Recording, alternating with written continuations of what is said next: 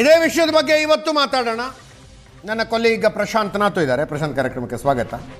ಮೋಹನ್ ವಿಶ್ವ ಅವರು ಬಿಜೆಪಿಯಿಂದ ನಮ್ಮ ಜೊತೆಗಿದ್ದಾರೆ. ಮೋಹನ್ ವಿಶ್ವ ಕಾರ್ಯಕ್ರಮಕ್ಕೆ ಸ್ವಾಗತ. ಕಾಂಗ್ರೆಸ್ ಈ ಚರ್ಚೆಗೆ ಅತಿಥಿಗಳನ್ನು ವಕ್ತಾರನ್ನು ಕಳಿಸೋದಿಲ್ಲ ಅಂತ ಹೇಳಿದ್ರು. ಕಳಿಸೋದಿಲ್ಲ ಅಂತ ಕಾಂಗ್ರೆಸ್ನವರು ಹೇಳಿದ್ದಾರೆ.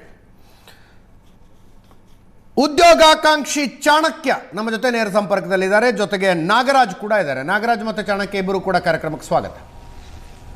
ನಾಗರಾಜ್ ಅವ್ರನ್ನ ಮೊದಲಿಗೆ ಕೇಳ್ತಾ ಇದ್ದೀನಿ. ನಾಗರಾಜ್ ಏಜ್ ಎಷ್ಟಿಗೆ? ನಮಸ್ಕಾರ ಸರ್. ಸರ್ ನನಗೆ ಈಗ 32. 32. ಹೌದು ಸರ್. ಏನು ಎಜುಕೇಶನ್ ಏನು ನಿಮ್ಮದು? ಸರ್ ನಾನೀಗ ಕರ್ನಾಟಕ ಯೂನಿವರ್ಸಿಟಿ KS ಮಾಡ್ತಾ ಇದ್ದೀನಿ ಸರ್. 3 ಸಲ KS ಕೋಚಿಂಗ್ ಹೋಗಿದ್ದೆ ನಾನು. ಯೂನಿವರ್ಸಲ್ ಬೆಂಗಳೂರು ಯೂನಿವರ್ಸಲ್ ಮತ್ತೆ ಕ್ಲಾಸಿಕಲ್ಲಿ. ಯಾವ ಕೋಚಿಂಗ್ ಹೋಗಿದ್ರಿ? ಯೂನಿವರ್ಸಲ್ ಕೋಚಿಂಗ್ ಹೋಗಿದ್ದೆ ಸರ್. KS ಕೋಚಿಂಗ್ ಹೋಗಿದ್ದೆ ಸರ್ ನಾನು. KS coaching. ಓಕೆ. ಊರು ಯಾವುದು ನಾಗರಾಜ್? ಸರ್ ನಂದು ವಿಜಯನಗರ ಜಿಲ್ಲೆ ಸರ್. ಫಸ್ಟಿಗೆ ಬಳ್ಳಾರಿ ಇತ್ತು ಸರ್. ವಿಜಯನಗರ ಜಿಲ್ಲೆ ಹರಪನಹಳ್ಳಿ ತಾಲೂಕು ನೆಂದಿನ ಊರು ಸರ್. ತಂದೆ ತಾಯಿ ಏನು ಮಾಡ್ತಾರೆ? ಸರ್ ತಂದೆ ಇಲ್ಲ ಸರ್. ತಾಯಿ ಕೂಲಿ ಕೆಲಸ ಮಾಡ್ತಾರೆ ಸರ್. ಚಾಣಕ್ಯ ತಮ್ಮ ಊರು? ಬೆಂಗಳೂರು ಸರ್. ಏಜ್ ಎಷ್ಟು ತಮ್ಮದು? ಬೆಂಗಳೂರು. ನಾನಿರೋದು ಧಾರವಾಡದಲ್ಲಿ ಸರ್. ನಾನು ಕೋಚಿಂಗ್ಗೋಸ್ಕರ ಬಂದಿದ್ದೀನಿ ಸರ್ ಧಾರವಾಡಕ್ಕೆ. 30 ವಯಸ್ಸು ಸರ್ ನಂದು. 30. ಏನು ಎಜುಕೇಷನ್ ಏನು ಚಾಣಕ್ಯ ಅವರೇ? ಹೌದು ಸರ್. ಸರ್ ನಾನು BCom ಮಾಡಿದ್ದೀನಿ. PSI ಟ್ರೈನಿಂಗ್ಗೋಸ್ಕರ ಧಾರವಾಡ ಬಂದಿದ್ದೀನಿ ಸರ್. ಯಾವಾಗ BCom ಮುಗ್ದಿದ್ದು? ಯಾವಾಗ BCom ಮುಗಿದಿದ್ದು ಒಂದು 2016 ಇಸ್ವಿ ಸರ್. 2016. ಅಂದರೆ 9 ವರ್ಷಗಳ ಹಿಂದೆ ಡಿಗ್ರಿ ಆಗಿದೆ. ಸೊ 9 ವರ್ಷಗಳಲ್ಲಿ ತಾವು ಏನು ಅಂದರೆ ನೌಕರಿ ಅಂತ ಯಾವುದು ಮಾಡಲಿಲ್ವಾ? ಜಾಬ್ ಯಾವುದು ಮಾಡೇ ಇಲ್ವಾ ಸರ್? ನಾನು ಡಿಗ್ರಿ ಮುಗಿದ ನಂತರ ಒಂದು ಖಾಸಗಿ ಕಂಪನಿಯಲ್ಲಿ ನಾನು 2 ರಿಂದ 3 ವರ್ಷ ನಾನು ಉದ್ಯೋಗವನ್ನು ಮಾಡಿದ್ದೇನೆ. ತದನಂತರದಲ್ಲಿ ನನಗೆ ಸ್ಪರ್ಧಾತ್ಮಕ ಪರೀಕ್ಷೆಗೆ ನಾನು ಪಾಲ್ಗೊಳ್ಳಬೇಕು ಅಂತ ಹೇಳಿ ಧಾರವಾಡಕ್ಕೆ ನಾನು ಟ್ರೈನಿಂಗ್ಗೋಸ್ಕರ ಬಂದೆ. ಸೊ ಅವತ್ತಿಂದ ಇಲ್ಲಿವರೆಗೂ ಕೂಡ ನಾನು PSI ನೇಮಕಾತಿಗೋಸ್ಕರ ಕಾಯ್ತಾ ಇದ್ದೀನಿ ಸರ್. ಎಷ್ಟು ವರ್ಷದಿಂದ ಟ್ರೈನಿಂಗ್ ಬರುವಂತ ನೇಮಕಾತಿಗೋಸ್ಕರ ನಾವು ಕಾಯ್ತಾ ಇದ್ದೀವಿ ಸರ್. ಸರ್ ನಾನು 2021 ಇಸ್ವಿಯಿಂದ ಬಂದಿರೋದು ಸರ್. ಅಂದರೆ 5 ವರ್ಷದಿಂದ ನೀವು ಧಾರವಾಡದಲ್ಲಿ ಓದ್ತಾ ಇದ್ದೀರಿ, ಟ್ರೈನಿಂಗ್ ತಗೋತಾ ಇದ್ದೀರಿ? ಹೌದು ಸರ್. ತಂದೆ ತಾಯಿ ಏನು ಮಾಡ್ತಾರೆ ಚಾಣಕ್ಯ? ಸರ್ ನಮ್ಮ ತಂದೆ ಬಂದು ಪ್ರಾವಿಷನ್ ಸ್ಟೋರ್ ನಡೆಸ್ತಾರೆ ಸರ್ ಬೆಂಗಳೂರಿನಲ್ಲಿ. Okay. Housewife sir. PSI ಹುದ್ದೆಗಾಗಿ ತಯಾರಿ ಮಾಡ್ತಾ ಇದ್ರಿ? ಬೇರೆ ಯಾವ್ದಾದ್ರು ಎಕ್ಸಾಮ್ ಬರ್ದಿದ್ದೀರಾ? ಬರ್ದಿದ್ದೀನಿ ಸರ್. ಪೊಲೀಸ್ ಕಾನ್ಸ್ಟೇಬಲ್ ಹುದ್ದೆಗೂ ಬರ್ದಿದ್ದೀನಿ, SDFDಗೂ ಬರ್ದಿದ್ದೀನಿ ಸರ್. ಓಕೆ. ಯಾವುದು ಕೂಡ ಸೆಲೆಕ್ಟ್ ಆಗಿಲ್ಲ? ಆಗಿಲ್ಲ ಸರ್. ತಾವು 5 ವರ್ಷದಿಂದ ಓದ್ತಾ ಇದ್ದೀರಿ. ಅತಿ ಹೆಚ್ಚು ನೀವು ನೋಡಿದಂಗೆ ಧಾರವಾಡದಲ್ಲಿ ಅತಿ ಹೆಚ್ಚು ಕಾಲದಿಂದ ಓದ್ತಾ ಇರೋರು, ಪ್ರಿಪರೇಷನ್ ಮಾಡ್ತಾ ಇರೋರು ಎಷ್ಟು ವರ್ಷದಿಂದ ಮಾಡ್ತಿದ್ದಾರೆ?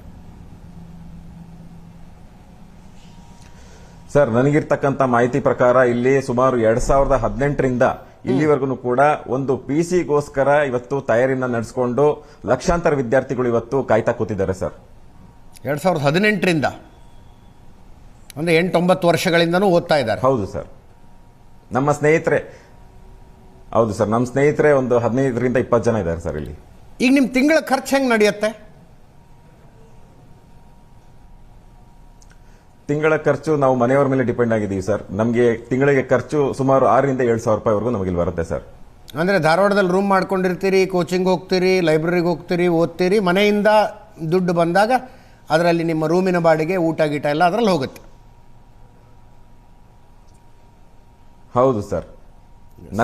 ನಂದು ಖರ್ಚು ಆ ರೀತಿ ನಡೀತಾ ಇದೆ ಸರ್. ಇಲ್ಲಿ ಬೇರೆ ವಿದ್ಯಾರ್ಥಿಗಳದ್ದು ಸಮಸ್ಯೆ ಯಾವ ರೀತಿ ಇದೆ ಅಂತಂದ್ರೆ ಅವರಿಗೆ ರೂಮಿನ ಬಾಡಿಗೆ ಕಟ್ಟೋದಕ್ಕೂ ಸಹ, ಮೆಸ್ಸದು ಬಿಲ್ ಕಟ್ಟೋದಕ್ಕೂ ಸಹ, ಲೈಬ್ರರಿ ಫೀಸ್ ಕಟ್ಟೋದಕ್ಕೂ ಸಹ ಅವ್ರ ಹತ್ರ ದುಡ್ಡಿಲ್ಲ.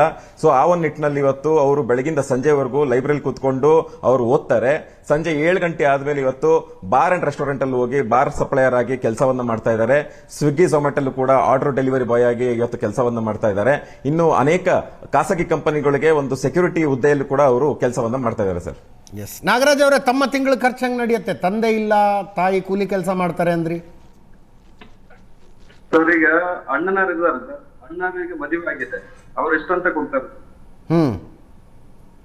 ನಾನು ಫಸ್ಟಿಗೆ 2016ರಲ್ಲಿ 17ರಲ್ಲಿ ಅಶೋಕ್ ಗಾರ್ಡನ್ ಅಂತ ಇದಿತ್ತು ಸರ್, ಬಾರ್ ಇತ್ತು. ಅಲ್ಲಿ ಕೆಲ್ಸಕ್ಕೆ ಹೋಗ್ತಿದ್ದೆ ಸರ್ ನಾನು. ಇದೇ ಕೋರ್ಟ್ ಸರ್ಕಲ್ ಅಲ್ಲಿ ಗ್ರೌಂಡ್ ಪ್ಲಾಜಾ ಅಂತ ಇಲ್ಲಿ ಲಾಡ್ಜ್ ಇದೆ. ಅಲ್ಲಿ ಕೂಡ ನೈಟ್ ಕೆಲ್ಸಕ್ಕೆ ಹೋಗ್ತಾ ಇದ್ದೆ ಸರ್ ನಾನು. 9,000 ಸಂಬಳ ಕೊಡ್ತಿದ್ರು. ನೈಟ್ 6 ಗಂಟೆಗೆ ಹೋಗಿ ಬೆಳಗ್ಗೆ 10 ಗಂಟೆಗೆ ಬರ್ಬೇಕು ಸರ್. ಓಕೆ. ಈ ತರ ಎಲ್ಲ ಕೆಲಸ ಮಾಡ್ತಿದ್ದೆ ಸರ್. ಇಲ್ಲಿ ಆಲ್ಮೋಸ್ಟ್ ಅಲ್ಲ 100% ಹುಡುಗರು ಕೆಲಸ ಮಾಡ್ಕೊಂಡೇ ಓದ್ತಾ ಇದಾರೆ ಸರ್. ನಮ್ದು ಡಿಗ್ರಿ ಪಾಸ್ ಔಟ್ 2014 ಸರ್. ಅಲ್ಲಿಂದನೂ ಕೂಡ ನಮ್ಮ ಫ್ರೆಂಡ್ಸ್ ಇಲ್ಲಿ ಓದ್ತಾ ಇದಾರೆ, KS, FD, SD ಅಂತೇಳಿ. ಡಿಗ್ರಿ ಏನ್ ನಿಮ್ದು? ಓದ್ತಾನೆ ಇದಾರೆ ಸರ್. ಸರ್ ಡಿಗ್ರಿ ಏನು? Degree BA sir. ನಮ್ದು ಇಲ್ಲೇ ಕೇಸರಿ ಕಾಲೇಜ್ ರೀ ಧಾರವಾಡದಲ್ಲಿ. BA sir. BA sir. ಅದಾದ್ಮೇಲೆ MA ಮಾಡಿದ್ರಾ? ಹೌದು ಸರ್, ಅದಾದ್ಮೇಲೆ MA ಮಾಡಿದ್ದೆ ಸರ್. MA ಯಾವ ವರ್ಷ ಸರ್? MA 2016 sir. ಓಕೆ. ಈಗ PhD ಮಾಡ್ತಾ ಇದ್ದೀರಿ? PhD ಮಾಡ್ತಾ ಇದ್ದೀನಿ ಸರ್. ಈಗ ತಾವು ಯಾವ ಹುದ್ದೆಗೆ ಪ್ರಯತ್ನಿಸ್ತಾ ಇರೋದು? ಸರ್ ನಂದು ಹೈಟ್ ಕಡಿಮೆ ಇದೆ ಸರ್. ನಾನು KS ಮಾಡ್ಬೇಕು, ಇಲ್ಲಾಂದ್ರೆ SD, FD ಮಾಡ್ಬೇಕು. ಓಕೆ. ಯಾಕಂದ್ರೆ ಈ ಹಿಂದೆ 162 ಇತ್ತು ಸರ್. ನಂದು ಆರ್ಮಿ ರ್ಯಾಲಿಗೆಲ್ಲ ಇದ್ ಮಾಡಿದೆ.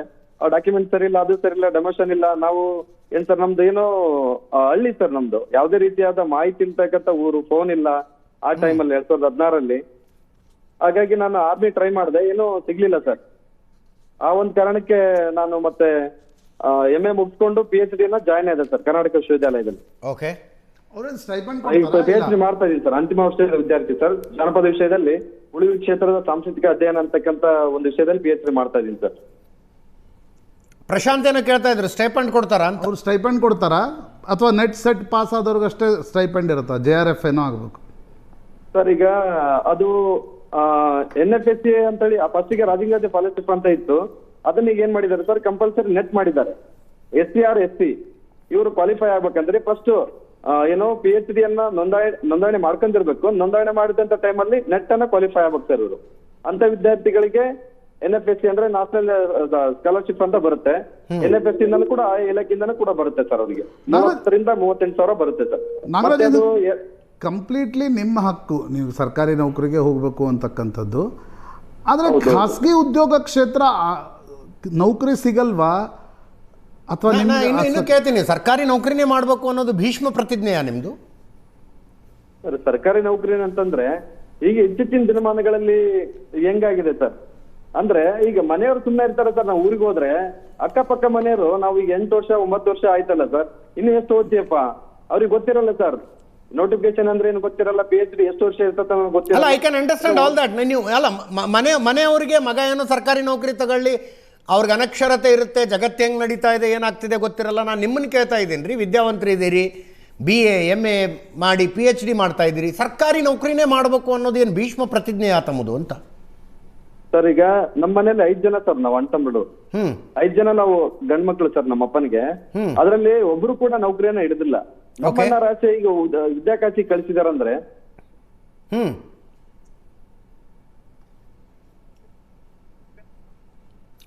ಓಕೆ. ನಾ ಚಾಣಕ್ಯ ಅವ್ರನ್ನ ಅದೇ ಪ್ರಶ್ನೆ ಕೇಳ್ತಾ ಇದ್ದೀನಿ. ಚಾಣಕ್ಯ, ಗೌರ್ಮೆಂಟ್ ಜಾಬೇ ಬೇಕಾ? ಗೌರ್ಮೆಂಟ್ ಜಾಬೇ ಮಾಡಬೇಕು ಅನ್ನೋದು ನಿರ್ಧಾರನ ತಮ್ಮದು? ಸರ್ ಖಂಡಿತವಾಗ್ಲೂ. ಯಾತಕ್ಕಂತ ಹೇಳಿದ್ರೆ ಇದು ನಿನ್ನೆ ಮೊನ್ನೆ ಕನಸಲ್ಲ ಸರ್. ಇದು ಬಹಳಷ್ಟು ವರ್ಷಗಳಿಂದ ನಾನು ಪೊಲೀಸ್ ಇಲಾಖೆಯಲ್ಲಿ ಸೇವೆಯನ್ನ ಸಲ್ಲಿಸಬೇಕು, ಕಾನೂನು ಸುವ್ಯವಸ್ಥೆಯನ್ನ ಕಾಪಾಡಬೇಕು ಈ ರಾಜ್ಯದಲ್ಲಿ ಅಂತಕ್ಕಂಥ ಒಂದು ಮನಸ್ಥಿತಿಯನ್ನ ಇಟ್ಕೊಂಡು ನಾನು ಪೊಲೀಸ್ ಇಲಾಖೆಯನ್ನ ಆಯ್ಕೆ ಮಾಡ್ಕೊಂಡಿದ್ದೀನಿ. ಮುಂಬರುವಂತ ದಿನಗಳಲ್ಲಿ ಈಗ ಸರ್ಕಾರದ ವತಿಯಿಂದ ಏನ್ ನೇಮಕಾತಿಯನ್ನ ಮಾಡ್ತಾರೆ, ಆ ನೇಮಕಾತಿಯಲ್ಲಿ ಈ ಬಾರಿ ಖಂಡಿತವಾಗ್ಲೂ 100% 100% ಈ ಸಾರಿ ನಾನು PSI ಎಕ್ಸಾಮ್ ಕ್ಲಿಯರ್ ಮಾಡೇ ತೀರ್ತೀನಿ ಅಂತಕ್ಕಂಥ ಒಂದು ದೃಢ ಸಂಕಲ್ಪವನ್ನ ತೊಟ್ಟಿದ್ದೀನಿ. ದೃಢ ನಿರ್ಧಾರವನ್ನ ಮಾಡಿ ಇವತ್ತು ಧಾರವಾಡದಲ್ಲಿ ನಾನು ಅಭ್ಯಾಸವನ್ನ ಮಾಡ್ತಾ ಇದ್ದೀನಿ ಸರ್. ನೀವು ಪೊಲೀಸ್ ಇಲಾಖೆ ಕಾನೂನು ಸುವ್ಯವಸ್ಥೆ ಕಾಪಾಡಬೇಕು ಅನ್ನೋ ದೃಢ ಸಂಕಲ್ಪ ಅನ್ನೋದಾದ್ರೆ SDA FDA ಎಕ್ಸಾಮ್ ಯಾಕೆ ಬರೆದ್ರಿ ಸರ್? ನನಗೆ ಆಯ್ಕೆ ಇತ್ತು. ಯಾಕೆ ಅಂದ್ರೆ ನಾನು ಪರೀಕ್ಷೆ ಯಾವ ಮಾದರಿಯಲ್ಲಿ ಇರುತ್ತೆ, ಪ್ರಶ್ನೆ ಪತ್ರಿಕೆ ಎಷ್ಟು ಸುಲಭವಾಗಿರುತ್ತಾ, ಎಷ್ಟು ಕಠಿಣವಾಗಿರುತ್ತೆ ಪ್ರಶ್ನೆ ಪತ್ರಿಕೆ ಅಂತ ಒಂದು ಮಾಡೆಲ್ ಎಕ್ಸಾಮ್ ಅನ್ನು ನಾನು ಅಟೆಂಡ್ ಮಾಡಬೇಕಾಗಿತ್ತು. ಸೊ ಆ ಒಂದು ನಿಟ್ಟಿನಲ್ಲಿ ನಾನು SDA FDA ಎಕ್ಸಾಮ್ ಅನ್ನು ನಾನು ಅಟೆಂಡ್ ಮಾಡಿದ್ದೀನಿ ಸರ್. ಚಾಣಕ್ಯರು 30 ವರ್ಷಗಳ ಹಿಂದೆ ಕಾಲ ಬೇರೆ ಇತ್ತು. Government used to be the biggest employer. ಸರ್ಕಾರನೇ ಅತಿ ಹೆಚ್ಚು ನೌಕರಿ ಕೊಡುವಂಥ ಮೊನೋಪೊಲಿಯನ್ನು ಇಟ್ಕೊಂಡಿತ್ತು.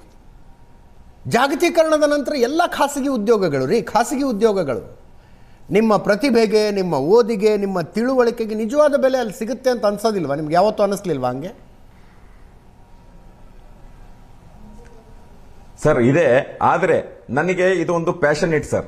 ನಾನು ಪೊಲೀಸ್ ಇಲಾಖೆಯಲ್ಲಿ ಪೊಲೀಸ್ನ ಒಂದು ಸಮವಸ್ತ್ರವನ್ನ ಧರಿಸಿಕೊಂಡು ನಾನು ಸಮಾಜದಲ್ಲಿ ನೊಂದು ಬಂದಿರತಕ್ಕಂತ ಅನ್ಯಾಯಕ್ಕೊಳಗಾಗಿರ್ತಕ್ಕಂಥ ಸಾರ್ವಜನಿಕರಿಗೆ ನ್ಯಾಯವನ್ನು ಒದಗಿಸಿಕೊಡುವಂತ ಪ್ರಾಮಾಣಿಕ ಕೆಲಸವನ್ನ ಮಾಡಬೇಕು ಅಂತ ಹೇಳಿ ನಾನು ನಿರ್ಧಾರವನ್ನ ಮಾಡಿದ್ದೆ. ಸೊ ಆ ಒಂದು ನಿಟ್ಟಿನಲ್ಲಿ ನನ್ನ ಆಯ್ಕೆ ಇವತ್ತು ಪೊಲೀಸ್ ಇಲಾಖೆ ಅಂತ ಹೇಳಿ ಹೇಳೋದಕ್ಕೆ ಇಷ್ಟಪಡ್ತೀನಿ ಸರ್. ಸೊ 6 ವರ್ಷಗಳಿಂದ ಪ್ರಿಪರೇಷನ್ ನಡೆಸ್ತಾ ಇದ್ದೀರಿ, ಅದು ಸಾಧ್ಯ ಆಗ್ತಾ ಇಲ್ಲ. ಈಗಲೂ ನೀವು ಬಯಸೋದು ಅದನ್ನೇ? ಹೌದು ಸರ್, ಖಂಡಿತವಾಗ್ಲು. ಯಾತಕ್ಕಂತ ಹೇಳಿದ್ರೆ ಈ ಹಿಂದೆ ಬಿಜೆಪಿ ಸರ್ಕಾರದ ಅವಧಿಯಲ್ಲಿ 545 ಮತ್ತೆ 402 ಅಂತ PSI ಪೋಸ್ಟ್ಗಳು ಕಾಲಾಗಿದ್ವು. ಅದರಲ್ಲಿ 545 ತಮಗೆ ಅದ್ರ ಬಗ್ಗೆ ಮಾಹಿತಿ ಇದೆ ಅಂತ ನಾನು ಭಾವಿಸ್ತೀನಿ. ಯಾವ ರೀತಿ ಅದರಲ್ಲಿ ಸ್ಕ್ಯಾಮ್ ಆಗಿತ್ತು, ಯಾವ ರೀತಿ ಹಗರಣಗಳಾಗಿತ್ತು, ಯಾವ ರೀತಿ ಒಂದು ಬ್ಲೂಟೂತ್ ಸಾಧನೆಯನ್ನ ಬಳಸಿ ಇವತ್ತು ಅಕ್ರಮ ಎಸಗಿದ್ರು. ಅದರಲ್ಲೂ ವಿಶೇಷವಾಗಿ ಪೊಲೀಸ್ ಇಲಾಖೆಯಲ್ಲಿ ರೆಕ್ರೂಟಿಂಗ್ ADGP ಅಮೃತ್ ಪೌಲ್ ಅವರು ಕೂಡ ಅದರಲ್ಲಿ ಭಾಗವಹಿಸಿದ್ರು ಅಂತ ಹೇಳಿದ್ರೆ ಇವತ್ತು ಅದನ್ನ ನಂಬಲಾಗ್ತಕ್ಕಂತ ಒಂದು ವಿಚಾರ ಅಂತ ಕೂಡ ಈ ಸಂದರ್ಭ ಅದಾಯ್ತ್ರಿ. ನಿಮ್ಮ ಭವಿಷ್ಯ ರೀ, ನಿಮ್ಮ ಭವಿಷ್ಯವನ್ನ ಯಾರೋ ಭ್ರಷ್ಟ ತೀರ್ಮಾನ ಮಾಡ್ತಾ ಇದ್ದಾರೆ. Why are you in that queue ಅಂತ ಕೇಳ್ತಾ ಇದ್ದೀನಿ ನಾನು. ಆ ಪಾಳೆಲಾದ್ರೂ ಯಾಕೆ ನಿಂತ್ಕೊಂಡಿದ್ದೀರಿ ನೀವು?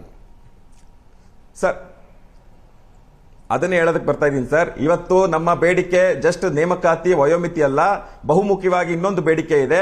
ಮುಂಬರುವ ದಿನಗಳಲ್ಲಿ ಏನ್ ನೇಮಕಾತಿಯನ್ನ ಮಾಡಿದ್ರೆ ಅದು ಭ್ರಷ್ಟಾಚಾರ ಮುಕ್ತ ನೇಮಕಾತಿಯನ್ನ ಆಗಬೇಕು.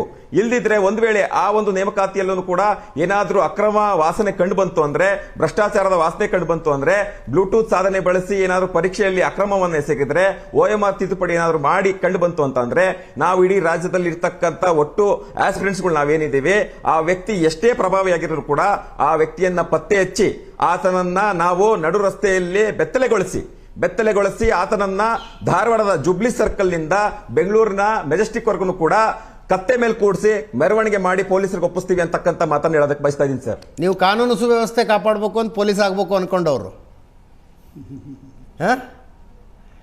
ಹೌದು ಸರ್, ಇವತ್ತು ನಮ್ಗೆ ನಮ್ಮ ಆಶ್ವಾಸನೆ ಏನ್ ಇಟ್ಕೊಂಡಿದ್ವಿ ಅದಕ್ಕೆಲ್ಲ ದ್ರೋಹವನ್ನ ಮಾಡ್ತಕ್ಕಂತ ಈ ದಲ್ಲಾಳಿಗಳು ಯಾರಿದ್ದಾರೆ, ಇವತ್ತು ರಾಜಕೀಯ ಪ್ರಭಾವದಿಂದ ಯಾರು ಈ ಅಕ್ರಮವನ್ನ ಎಸಗ್ತಾ ಇದ್ದಾರೆ, ಭ್ರಷ್ಟಾಚಾರವನ್ನ ಮಾಡ್ತಾ ಇದ್ದಾರೆ, ಇವರಿಗೆ ತಕ್ಕ ಪಾಠವನ್ನ ಇವತ್ತು ಕಲಿಸದೇ ಹೋದ್ರೆ ಮುಂದಿನ ಪೀಳಿಗೆಗೂ ಕೂಡ ಇದು ಬಹಳ ದೊಡ್ಡ ನಷ್ಟ ಆಗುತ್ತೆ ಅಂತಕ್ಕಂತ ಒಂದು ವಿಚಾರಧಾರೆಯನ್ನ ಇಟ್ಕೊಂಡು ಈ ಮಾತನ್ನ ಹೇಳೋದಕ್ಕೆ ಇಷ್ಟಪಡ್ತಾ ಇದ್ದೀನಿ ಸರ್. ಚೆನ್ನಾಗಿ ನಾ ಹಂಗೆ ನಿಮ್ಗೊಂದು ಆರ್ಗ್ಯುಮೆಂಟ್ ಸೇಕ್ ಪ್ರಶ್ನೆ ಕೇಳ್ತೀನಿ. ನೀವು 8 ವರ್ಷ 10 ವರ್ಷ ಬೇರೆ ಏನನ್ನೂ ಮಾಡದೆ, ಅಂದರೆ ನಾನು ಮೊನ್ನೆ ನೋಡ್ತಾ ಇದ್ದೆ, ನಾನು ಯಾವುದೋ ಒಂದು ಜಾಬ್ಗೆ 2,500 ಅಪ್ಲಿಕೇಶನ್ಸ್ ಏನೋ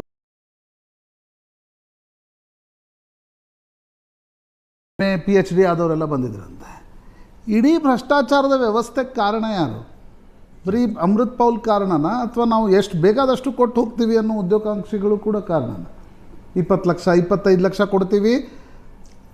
ನಾನು ಅನೇಕ ಬಾರಿ ನೋಡಿದ್ದೆ. ನಾನು ಬರೀ ಆರ್ಗ್ಯುಮೆಂಟ್ ಸೇಕ್ ಕೇಳ್ತಿದ್ದೀನಿ. ನಾನು ನನಗೆ ನಿಮ್ಮ ಹೋರಾಟದ ಬಗ್ಗೆ ಅನುಕಂಪ ಇದೆ, ಬಟ್ ಆರ್ಗ್ಯುಮೆಂಟ್ ಸೇಕ್ ಕೇಳ್ತಾ ಇದ್ದೀನಿ. ಜೀವನದಲ್ಲಿ ಭದ್ರತೆ ಅಥವಾ ಒಳ್ಳೆ ಹುಡುಗಿ ಸಿಗೋದು ಸರ್ಕಾರಿ ನೌಕರಿಯಿಂದ ಮಾತ್ರ ಅನ್ನುವ ಕಾರಣಕ್ಕೋಸ್ಕರ ಯಾರು ಸರ್ಕಾರಿ ನೌಕರಿ ಬೆನ್ನತ್ತಿದಾರಲ್ಲ ಅವ್ರದ್ದು ಕೂಡ ಈ ಭ್ರಷ್ಟಾಚಾರದಲ್ಲಿ ಪಾಲಿದೆ. ಯಾಕೆಂದ್ರೆ ಹಾಕೋದು ಗೊತ್ತು, ತೆಗೆಯೋದು ಗೊತ್ತು ಅನ್ನೋರೇ ಬರ್ತಾ ಇದಾರಲ್ವಾ ಸರ್ಕಾರಿ ನೌಕರಿಗಳಿಗೆ. ಹೌದು ಸರ್, ಖಂಡಿತ ಸರ್. ಇವತ್ತು ತಾವೇನು ಪ್ರಶ್ನೆಯನ್ನ ಮಾಡ್ತಾ ಇದ್ದೀರಿ, ಬಹಳ ಅದ್ಭುತವಾಗಿರ್ತಕ್ಕಂಥ ಪ್ರಶ್ನೆಯನ್ನ ತಾವು ಕೇಳಿದ್ದೀರಿ. ಇವತ್ತು ತಾವೇನು ಹೇಳಿದ್ರಿ, ಇವತ್ತು 10 ಲಕ್ಷ 20 ಲಕ್ಷ ಕೊಟ್ಟು ಹೋಗುವಂತ ಅಭ್ಯರ್ಥಿಗಳು ಇದ್ದಾರೆ ಅಂತಕ್ಕಂಥ ಮಾತು ತಾವೇನು ಹೇಳಿದ್ರಿ, ಇದು 100ಕ್ಕೆ 100 ಸತ್ಯ. ಯಾತಕ್ಕಂತ ಹೇಳಿದ್ರೆ ಇವತ್ತು ಈ ರಾಜಕೀಯ ವ್ಯವಸ್ಥೆಯಲ್ಲಿ ರಾಜಕಾರಣದಲ್ಲಿ ಪಳಗಿರುವಂತ ಅನೇಕ ದಲ್ಲಾಳಿಗಳು ಇವತ್ತು ಸಂಪರ್ಕವನ್ನ ಮಾಡ್ತಾ ಇದ್ದಾರೆ. ಯಾರು ಇವತ್ತು ಸ್ಪರ್ಧಾತ್ಮಕ ಪರೀಕ್ಷೆಗೆ ತಯಾರಿನ ನಡೆಸ್ತಾ ಇದ್ದಾರೆ ಅವರನ್ನ ಸಂಪರ್ಕ ಮಾಡುವಂತದ್ದು. ನನಗೆ ಹಿರಿಯ ಶಾಸಕರು ಪರಿಚಯ ಇದ್ದಾರೆ, ಮಾಜಿ ಮಂತ್ರಿಗಳು ಪರಿಚಯ ಇದ್ದಾರೆ, ಹಾಲಿ ಸಚಿವರುಗಳು ಪರಿಚಯ ಇದ್ದಾರೆ. ಸೊ ನನ್ನ ಬಳಿ ಆ ಕೆಪಾಸಿಟಿ ಇದೆ, ನನಗೆ ಲಿಂಕ್ ಇದೆ, ನನಗೆ ಇಷ್ಟು ಹಣವನ್ನ ನೀಡಿದ್ರೆ ನಿನ್ಗೆ ಉದ್ಯೋಗವನ್ನ ಖಾತ್ರಿ ಮಾಡ್ಕೊಡ್ತೀನಿ ಅಂತ ಹೇಳಿ ಇವತ್ತು ಆಸೆ ಆಮಿಷವನ್ನ ಮಾಡಿ ಇವತ್ತು ಈ ಸ್ಪರ್ಧಾರ್ಥಿಗಳನ್ನ ಇವತ್ತು ಅವರನ್ನು ಕೂಡ ಭ್ರಷ್ಟಾಚಾರದ ಒಳಗಡೆ ಅವರನ್ನು ಕೂಡ ಸಿಲುಕಿ ಹಾಕ್ತಾ ಇದ್ದಾರೆ. ನಾಳೆ ಒಂದ್ ದಿವಸ ನೀವು ನಾಳೆ ಒಂದ್ ವೇಳೆ ಎಕ್ಸಾಮ್ ಬರೋದು, ಇಂಟರ್ವ್ಯೂ ಪಾಸ್ ಆಗಿ ಸಬ್ ಇನ್ಸ್ಪೆಕ್ಟರ್ ಆದ ನಂತರ ಇದನ್ನ ಇನ್ನೊಂದು ರೂಪದಲ್ಲಿ ನೀವು ಇದರಲ್ಲಿ ಭಾಗಿಯಾಗ್ತೀರಿ. ನಾಳೆ ಬರ್ತಾರೆ ನಿಮ್ಮ ಹತ್ರ, ಎಲ್ಲಿಗೆ ಬೇಕು ಹೇಳಿ ಪೋಸ್ಟಿಂಗು ಅಂತ. ಇವೇ ರಾಜಕಾರಣಿಗಳ ಚೇಲಾಗಳು ಬರ್ತಾರೆ.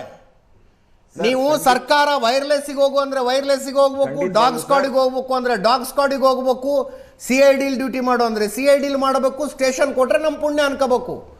ಸ್ಟೇಷನ್ ಸಿಗುವುದು ಯಾವಾಗ ಅಂತಂದ್ರೆ ಇದೇ ರೀತಿಯಾಗಿ ರಾಜಕಾರಣಿಗಳ ಚೇಲಾಗಳ ಹತ್ರ ಕೈಕಾಲು ಕಟ್ಕೊಂಡು ಅಷ್ಟು ಕೊಡ್ತೀನಿ ಇಷ್ಟು ಕೊಡ್ತೀನಿ ಅಂದಾಗ ಸ್ಟೇಷನ್ ಸಿಗೋದು. ಅಷ್ಟೇ ನಾಳೆ ದಿವಸ ಆ ವ್ಯವಸ್ಥೆಯ ಭಾಗ ಆಗೋದಕ್ಕೆ ನೀವು ಪ್ರತಿಭಟನೆ ಮಾಡ್ತಾ ಇದ್ದೀರಿ ಇವತ್ತು. ಅಷ್ಟೇ ಅಲ್ಲ, ಸ್ಕಿಲ್ಡ್ ಲೇಬರ್ ಸಿಗ್ತಾ ಇಲ್ಲ ಅಂತ ಕಂಪ್ನಿಗಳು ಒದ್ದಾಡ್ತಿವೆ. ಆ ಸಂದರ್ಭದಲ್ಲಿ ನೀವಿಲ್ಲ ನಾನಿದೆ, ನೀವು ಆಗಿ ನಿಮ್ಮ PSI ಆಗೋ ಕನಸಿದ್ರೆ PSI ಆಗಿ. ಬಟ್ ಈ ಕಾಲಘಟ್ಟದಲ್ಲಿ ಇದೇ ಸರ್ಕಾರಿ ನೌಕರಿ ಅನ್ನುವ ಕಾರಣಕ್ಕೋಸ್ಕರ ನಾನು 10 ವರ್ಷದಿಂದ ನಿರುದ್ಯೋಗಿ ಆಗಿದ್ದೀನಿ ಅನ್ನೋ ಆರ್ಗ್ಯುಮೆಂಟಿಗೆ ಅರ್ಥ ಇಲ್ಲ ನನ್ನ ಪ್ರಕಾರ.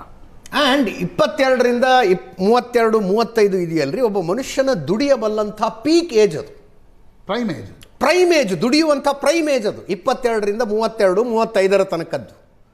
ಆ ಪ್ರೈಮ್ ಏಜ್ನಲ್ಲಿ ನೀವೇನು ಮಾಡ್ತಿದ್ರಿ ಅಂದರೆ, ನಾನು ಕೋಚಿಂಗ್ ಸೆಂಟರ್ನಲ್ಲಿ ಓದ್ತಾ ಇದ್ದೆ, ರಾತ್ರಿ ಎಲ್ಲೋ ನಾನು ವಿರೋಧ ಅಂತಲ್ಲ, ಬಟ್ ಈ ದೃಷ್ಟಿಯಿಂದಲೂ ಯೋಚನೆ ಮಾಡಬಹುದಾ ಅನ್ನೋ ಉದ್ದೇಶಕ್ಕಾಗಿ ಕೇಳ್ತಾ ಇರೋದು. ದುಡಿಯುವ ಪ್ರೈಮ್ ಏಜ್ನಲ್ಲಿ ನೀವೇನು ಮಾಡ್ತಿದ್ರಿ ಅಂದರೆ, ನಾನು ಕೋಚಿಂಗ್ ಸೆಂಟ್ರಲ್ಲಿ ಓದ್ತಾ ಇದ್ದೆ, ನನ್ನ ತಂದೆ ತಾಯಿಗಳಿಂದ ದುಡ್ಡು ತರಿಸ್ಕೊತಿದ್ದೆ, ಕೆಲವರು ರಾತ್ರಿ ಬಾರ್ ಆ್ಯಂಡ್ ರೆಸ್ಟೋರೆಂಟ್ನಲ್ಲಿ ಕೆಲಸ ಮಾಡ್ತಿದ್ರು, ಸೆಕ್ಯೂರಿಟಿ ಗಾರ್ಡಾಗಿ ಕೆಲಸ ಮಾಡ್ತಿದ್ರು. ನಾಳೆ ದಿವಸ ಜಸ್ಟಿಫೈ ಹೆಂಗೆ ಮಾಡೋದಕ್ಕಾಗತ್ತಿದ್ನಾ ಅಂತ ನನ್ನ ಪ್ರಶ್ನೆ. ಸರ್, ಸಾಧನೆಗೆ ಯಾವುದೇ ರೀತಿಯಾದಂಥ ವಯೋಮಿತಿ ಇಲ್ಲ. ನಾವು ಈ ಒಂದು ಸ್ಪರ್ಧಾತ್ಮಕ ಜಗತ್ತಿಗೆ ಪ್ರವೇಶ ಮಾಡಬೇಕಾದ್ರೆ ನಾವು ಎಲ್ಲಾ ರೀತಿ ಆಲೋಚನೆಯನ್ನ ಮಾಡಿ, ಇವತ್ತು ನಾವು ಧಾರವಾಡದಿಂದ ಬೆಂಗಳೂರಿಗೆ ವಾಪಸ್ ನಮ್ಮ ಮನೆಗೆ ತೆರಳಬೇಕಾದ್ರೆ ಒಂದು ಪೊಲೀಸ್ ಇಲಾಖೆಯಲ್ಲಿ ಒಂದು ಪೊಲೀಸ್ ಕಾನ್ಸ್ಟೇಬಲ್ ಆದ್ರೂ ಸರಿ, ಒಬ್ಬ PSI ಆದ್ರೂ ಸರಿ, ಈ ಒಂದು ಉದ್ಯೋಗವನ್ನ ತಗೊಂಡು ಹೋಗ್ಲೇಬೇಕು ಅಂತ ಹೇಳಿ ಇವತ್ತು ನಾವು ದೃಢ ಸಂಕಲ್ಪವನ್ನ ತೊಟ್ಟಿದ್ದೀವಿ ಸರ್. ಆ ಒಂದು ನಿಟ್ಟಿನಲ್ಲಿ ಇವತ್ತು ನಮ್ಮ ಅಭ್ಯಾಸ ಮುಂದುವರೆದಿದೆ. ಮುಂದಿನ ದಿನಗಳಲ್ಲಿ ನಾವು ಖಂಡಿತವಾಗ್ಲೂ ಈ ಒಂದು ಪರೀಕ್ಷೆಯಲ್ಲಿ ಯಶಸ್ವಿ ಆಗೇ ಆಗ್ತೀವಿ ಅಂತಕ್ಕಂಥ ಮಾತನ್ನ ಈ ಸಂದರ್ಭ ನಾನು ಹೇಳೋದಕ್ಕೆ ಬಯಸ್ತಾ ಇದ್ದೀನಿ. ಸೊ ಚಾಣಕ್ಯ ಅವರೇ, ನಿಮ್ಮ ಸಾಮರ್ಥ್ಯಕ್ಕೆ ಕಾನ್ಸ್ಟೇಬಲ್ ಅಥವಾ ಸಬ್ ಇನ್ಸ್ಪೆಕ್ಟರ್ ಆಗುವಂಥದ್ದು ಅತಿ ದೊಡ್ಡ ಸಾಧನೆ ಅಂತ ತಾವು ನಿರ್ಧಾರ ಮಾಡ್ಕೊಂಡಿದ್ದೀರಿ. ಆ ಸಾಧನೆಯನ್ನು ಮಾಡಿಯೇ ನೀವು ಊರಿಗೆ ಹೋಗೋದು ಅನ್ನುವ ನಿರ್ಧಾರ ತಮ್ಮದು. ಮತ್ತು ನಿಮ್ಮ ಕನಸು ಈಡೇರಬೇಕಂದ್ರೆ ಕಂಡೀಷನ್ಸ್ ಅಪ್ಲೈ, ಸರ್ಕಾರ ಮನಸ್ಸು ಮಾಡಬೇಕು ಅಂತ. ಸೊ ನಿಮ್ಮ ಕನಸು ಈಡೇರುತ್ತೋ ಈಡೇರೋದಿಲ್ಲೋ ಅನ್ನುವಂಥದ್ದು ಸರ್ಕಾರದಲ್ಲಿ ಕುಳಿತಿರೋರು ಮನಸ್ಸು ಮಾಡ್ತಾರಾ ಮಾಡೋದಿಲ್ವೋ ಅನ್ನೋದ್ರ ಮೇಲೆ ಡಿಪೆಂಡ್ ಆಗಿದೆ. Am I right? Yes sir, right. Okay.